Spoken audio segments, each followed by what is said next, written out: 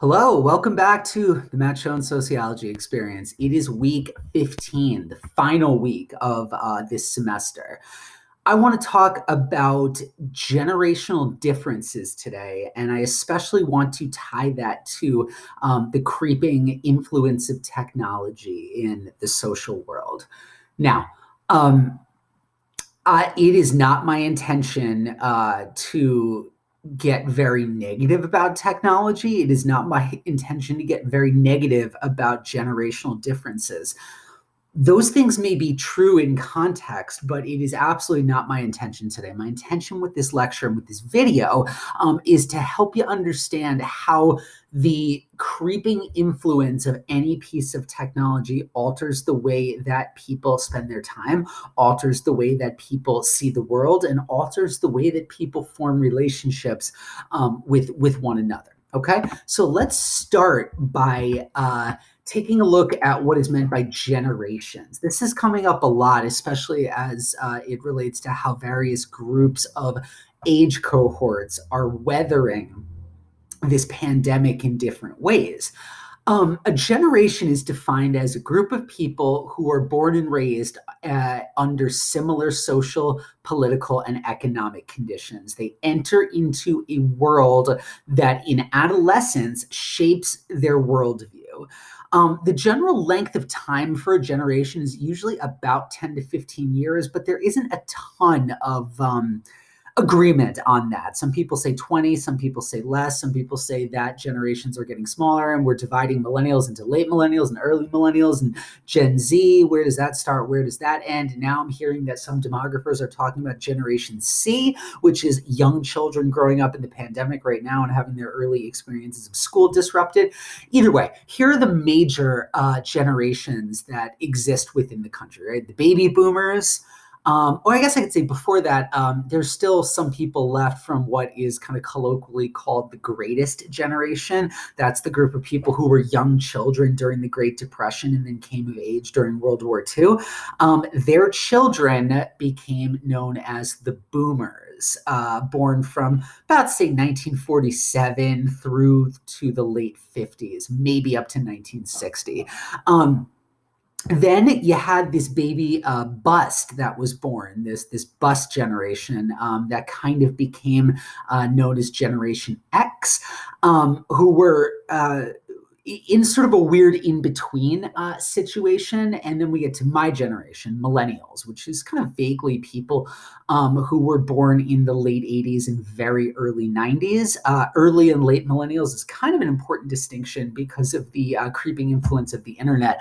And then finally, Gen Z, which is the term that is sticking for your generation.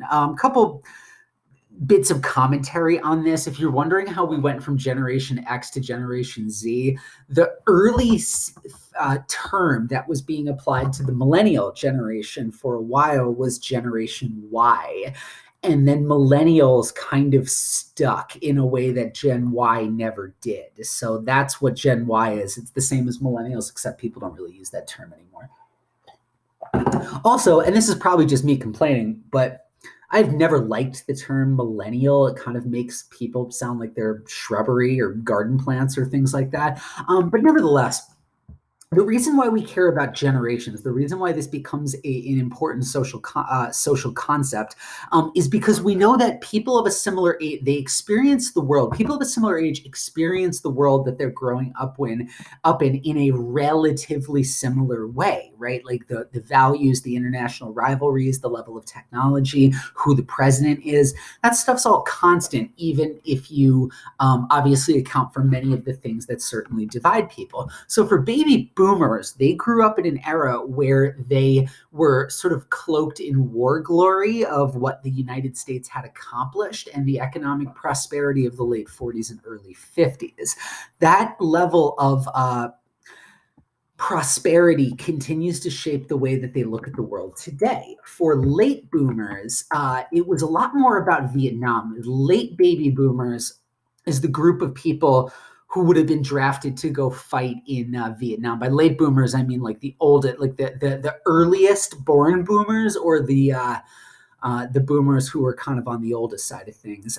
That was the group that was drafted to fight in Vietnam, and that was sort of their defining generational experience, sharing the trauma of participating in the Vietnam War and a level of distrust developing among individual people within that generation and distrust of institutions. Then you get to Gen X, which is easily the most hilarious generation that we've had in the last century. Gen X is sort of the first to encounter shifting social values. They were the first to kind of question, to take that distrust that was developing among late boomers and to apply it to really the rest of the culture and the rest of the society, and realize that the values that we had didn't necessarily match up with the structural realities of our society. And then you get to millennials, and it's honestly much more event focused. It's not really about values in the culture and Star Wars and Nirvana and shit like that. It's 9/11. Right? I was 14 at 9/11, and I was 21 when the economy crashed, right? This economic crisis. Those two things continue to shape my life experience of being young during 9/11, a major political incident, and the Great Recession, a major economic incident. In a way, there's nothing more important for understanding me than trying to understand where I was in the life course during those two events. So if we can say, what's a defining characteristic, what's a defining trait of Generation Z, your generation is just starting to produce enough data that we can kind of work through this. And so this is the point where I would generally ask students, like I would ask you in class, what's the defining characteristic of your generation? What's the one thing that everybody kind of has in common? Inevitably, every time I have tried to have this conversation with students your age, what people say is technology. And then when pushed a little bit further, it actually coalesces around a specific type of technology. So what's the defining characteristic of Gen Z? My answer would be it's the smartphone. So let's take the iPhone as our starting point here. The current generation is by no means unique in their smartphone use, but what makes Generation Z unique, and really the difference between Gen Z and millennials, I like to think of it this way.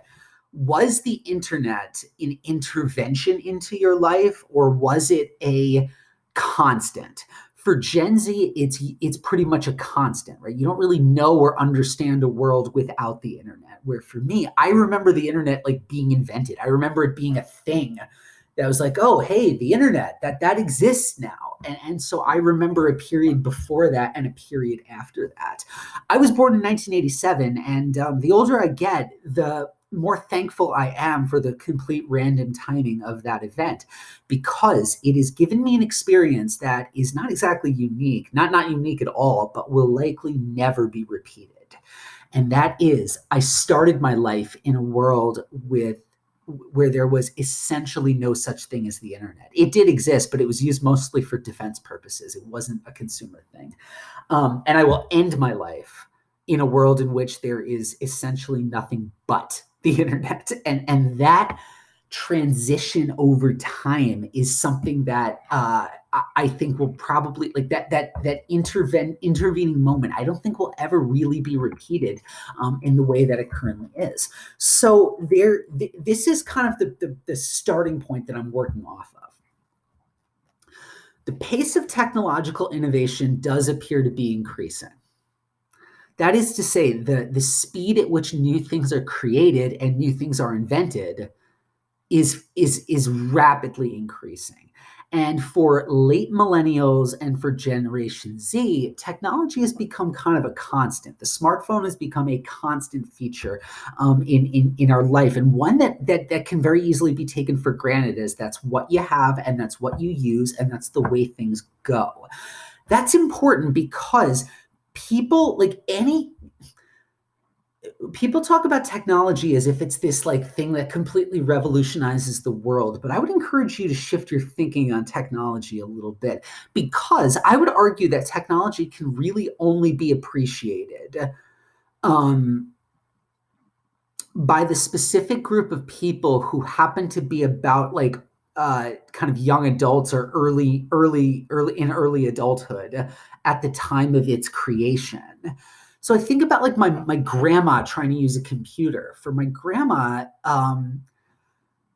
a computer is this, first of all, it's completely mystifying to her, but at the same time, when she is able to work it, it's this thing that opens up unlimited, it's this amazing, beautiful machine that opens up unlimited information and unlimited access to others. And for people about 16 years old, the iPhone, the computer, these things are just they're just these machines that you need to get by, and it's never fast enough, and it's always too expensive. So long term, the effect of technology is always a push because it is only truly appreciated as a fix to a problem if you can remember that problem existing in the first place. Okay, so here's what I want you to do. I'm going to go through 6 things, and I want you to just answer a very simple more or less question. I'm going to ask 6 things, and I want you to think about whether your generation, Gen Z, is more likely or less likely to do these things than the generations that came before you. The first question is very simple. Is your generation, do you think you spend more time or less time hanging out with friends as compared to, say, my generation or Gen X before me? Give you a minute to think about that.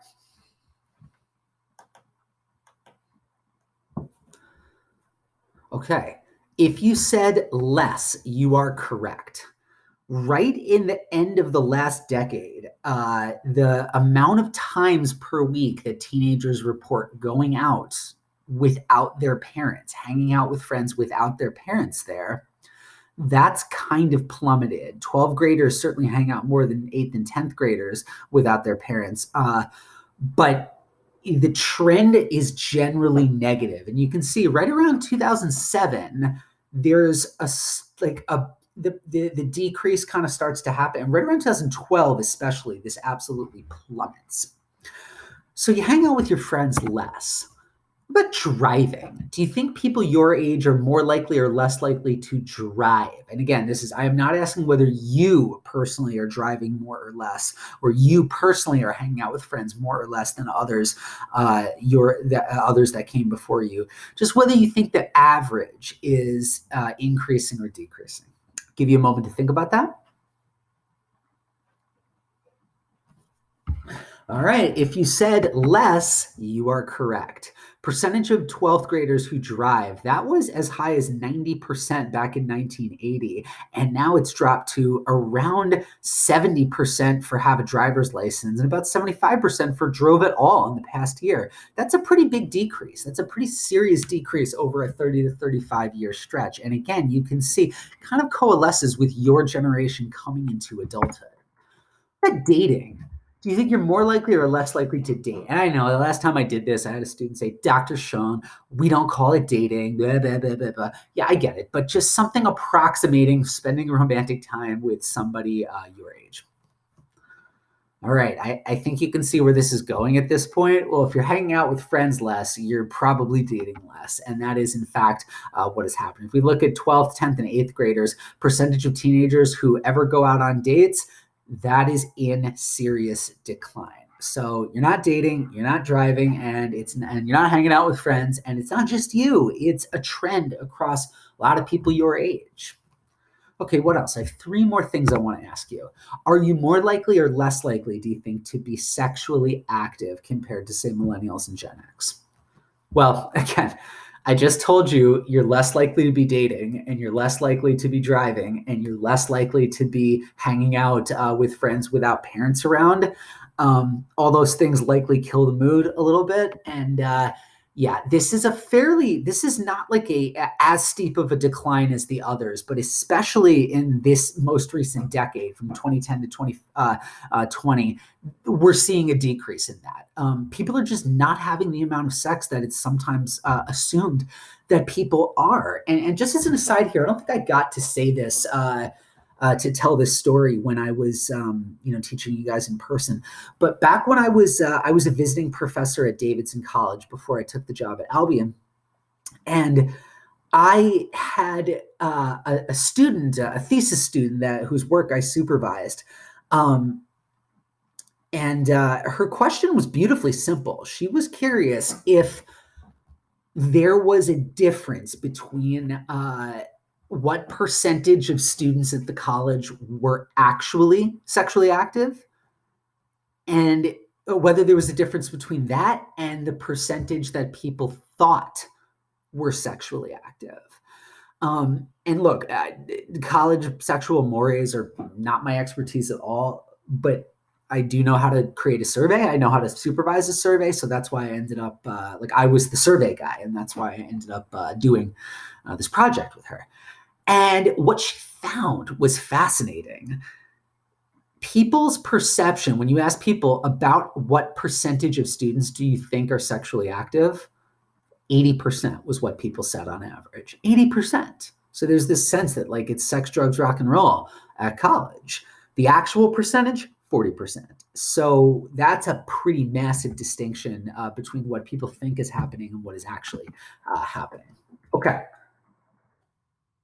Do you think people your age are more likely or less likely to feel lonely as compared to millennials and Gen X? Well, I think you see where this is going. I just told you, you're not hanging out with friends as much. You're not driving. You are not dating, and you're not having sex. So yeah, this is a pretty serious increase. Percentage of 8th and 10th and 12th graders who agree or mostly agree with the statement, I often feel left out of things, or a lot of times I feel lonely.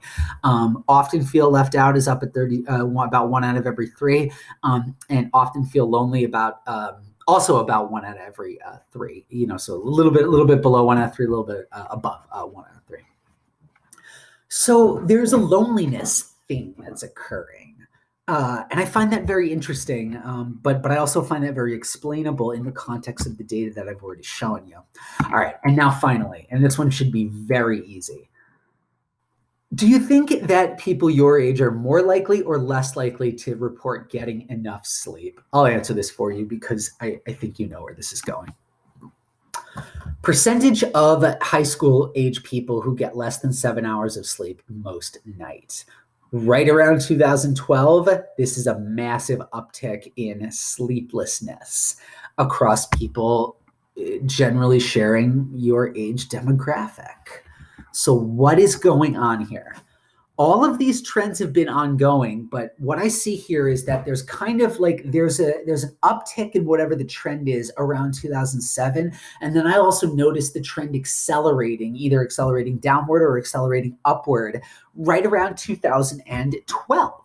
So what is up with 2012? Okay, well, 2007 is when the iPhone was released, but 2012 was the exact moment when smartphone adoption passed 50%, when over 50% of people had a smartphone.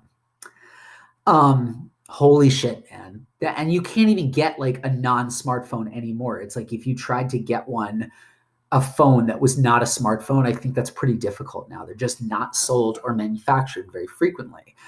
So in other words, what you witnessed in your adolescent period was the creation of and acceptance of a norm. Smartphone ownership became the normative situation. It became a social norm. And anytime something becomes a norm, it creeps into the rest of our society and it creeps into the rest of our behaviors. Okay? So there are some alternate explanations here that I want to engage with a little bit. I showed you data that showed that people your age are not hanging out with friends as much. But if you remember back to our discussion of concerted cultivation strategies of child rearing and accomplishment of natural growth strategies of child rearing, a lot of children have just much more structured schedules. It's a lot harder to hang out with your friends by yourself, just hang out and not really have anything to do when you have all these sports that you're playing, you have tutoring that you're going to, and you might have camps and piano lessons and volunteering at a soup kitchen because it looks good on a college application. So perhaps this is just a result of having more structured schedules. schedules. Not driving, well, at the same time, your parents might be willing to take you places. You might live in a city that has public transportation, or Uber. Like Uber just didn't exist. Uber and Lyft are ways in which people can get around that doesn't involve driving, doesn't involve the stress or the financial commitment of owning a car. If you're not dating, not sexually active, well, hey, who's in a hurry to settle down? And that's also, I will also point out, the data on this is pretty clear. That's not just your generation. That's not just 8th, 10th, and 12th graders. People my age, people middle-aged, nobody is having sex at the rates that we used to. So that's kind of not specific to you guys at all. Feeling lonely isn't everybody. It kind of seems that everybody's feeling a little bit lonely, and not just because of this goddamn pandemic that we are living through. And also not sleeping, overscheduled. Everybody's got way too much to do. And so you add all this up, it's not exactly unique to Gen Z, and it's not exactly only the result of a smartphone, let's say. But at the same time, what happens to you in adolescence has a powerful effect on shaping what kind of life you're ultimately going to have. It's very humbling, but it is what the psychologists and the sociologists who study this tell us very strongly. So there's clear evidence that, like, take something like social media. If you get on social media when you're college age, which is exactly when Facebook, like I was a freshman in college when Facebook became like a thing. So if it happens, if you get on social media when you are in college, it doesn't really affect you that much. Those people don't think very differently and are able to sort of compartmentalize. But if you get on social media when you are a young teenager, say 13, 14, 15, it makes you much tenser, it makes you much more nervous, and it makes you feel much lonelier. And that is not consistent across every other generation. That seems unique to the current group of young people, okay? So if we kind of tally this up about what should we be optimistic or pessimistic about, it's always kind of a split deal. Like there's boomers control a lot of wealth right now, so that's a reason to be optimistic about them. But boomers also have, in my opinion, some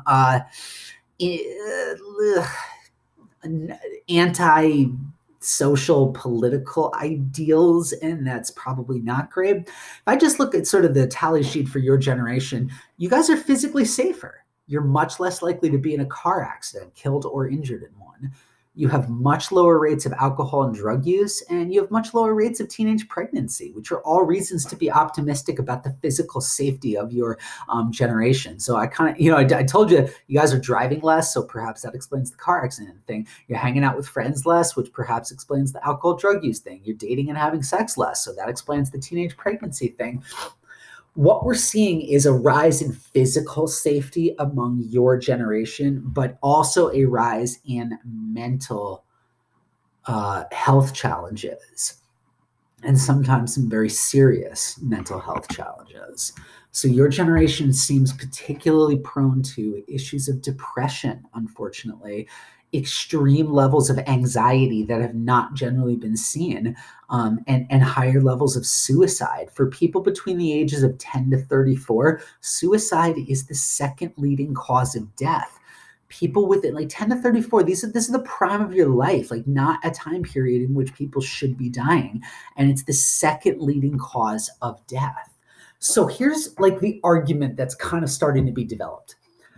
Pervasive technology changes not just how you use your time and how you behave in a given day-to-day stretch, but there's increasing evidence that the more you use technology, the result is a persistent type of low-grade alienation that can actually cause you to be anxious and depressed when you weren't before.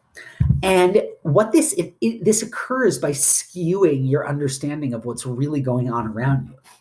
So your generation, you don't spend as much time with each other, but you talk to each other even more, texting, social media, whatever. You talk and communicate much, much more frequently. And thanks to the pervasive influence of social media, even though you're hanging out less, the data shows that you're documenting what happens when you hang out relentlessly.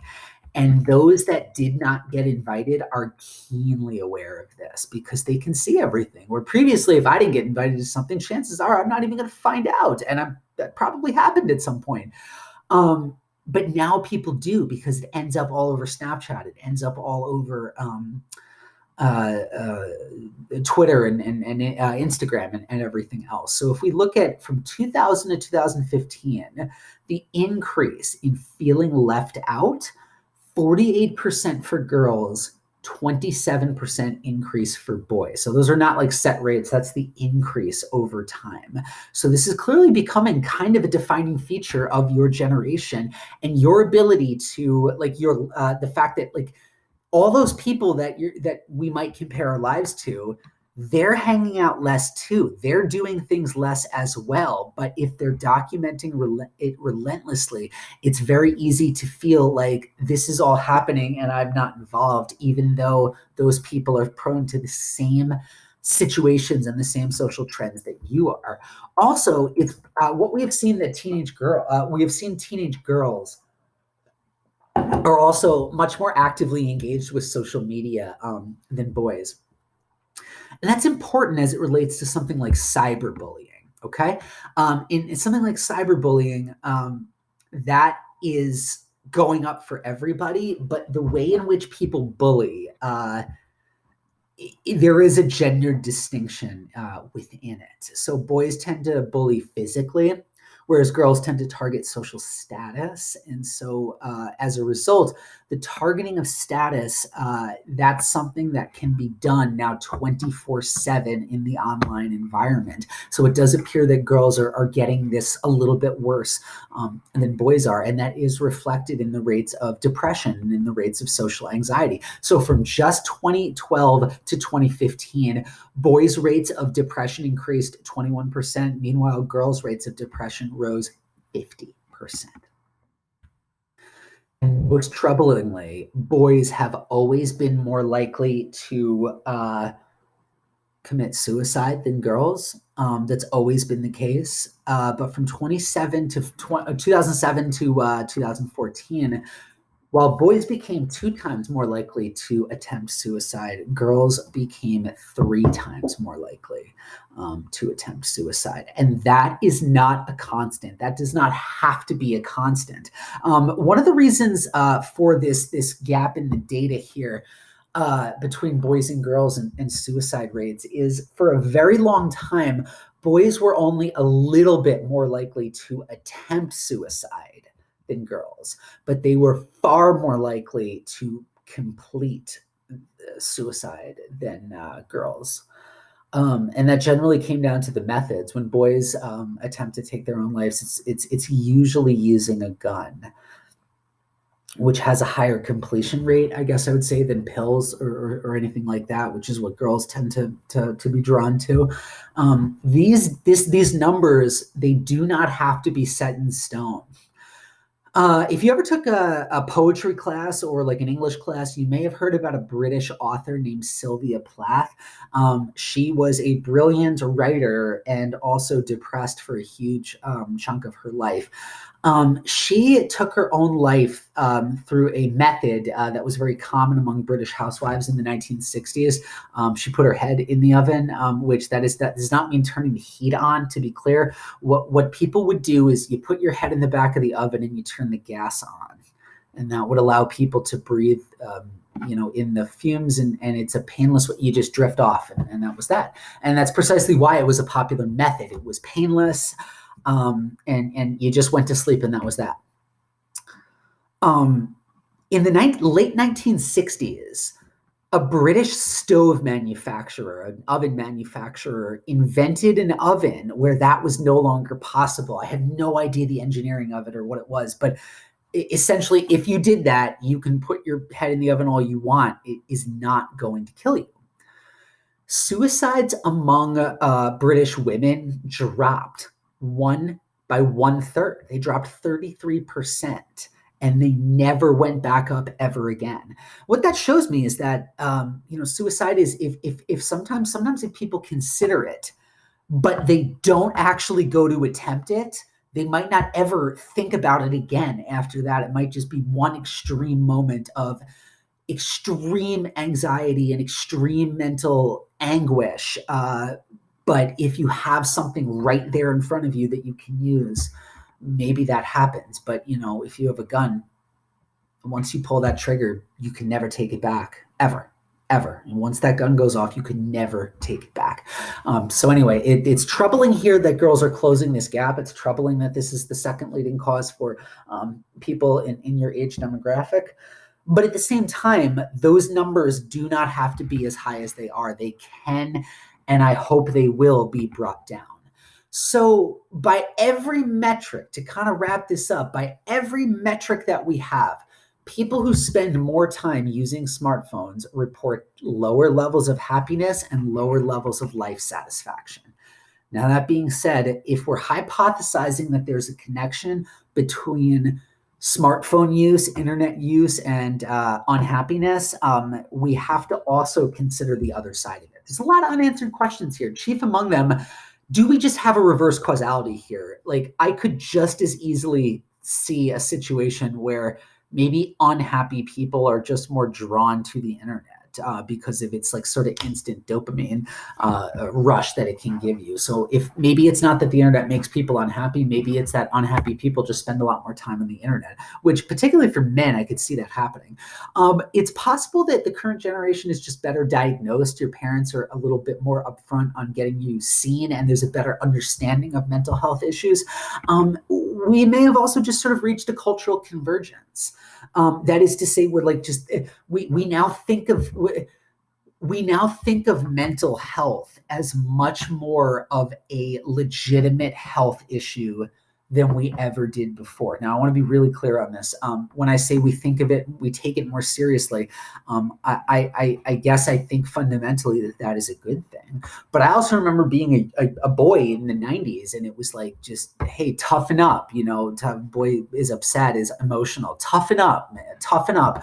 That's all really people get told. Now, I didn't get told that by my parents, like, at all, but that was just the common way that boys were interacted with in the 90s, and certainly before the 90s. So what I mean by a cultural convergence is mental health and physical health have now sort of fallen under a more expansive umbrella of just health. And in the same way that I guess my larger point would be, in the same way that if you smoke cigarettes, that's going to do long-term damage to your physical health, I think extensive cell phone, smartphone, and social media use does a similar type of damage to your mental health. But if you really want to know, go to grad school, write your dissertation on that, and you'll get a job wherever you want, because it's certainly not going anywhere. Long-term, the effect of technology is always going to be with us in some way or another. So nevertheless, that's what I have for you today. I'll be back for one quick video about the future on Wednesday. And I very much hope to see your final assignment submitted by the due date. Please, please, please let me know if there are any questions or concerns. Take care of yourselves.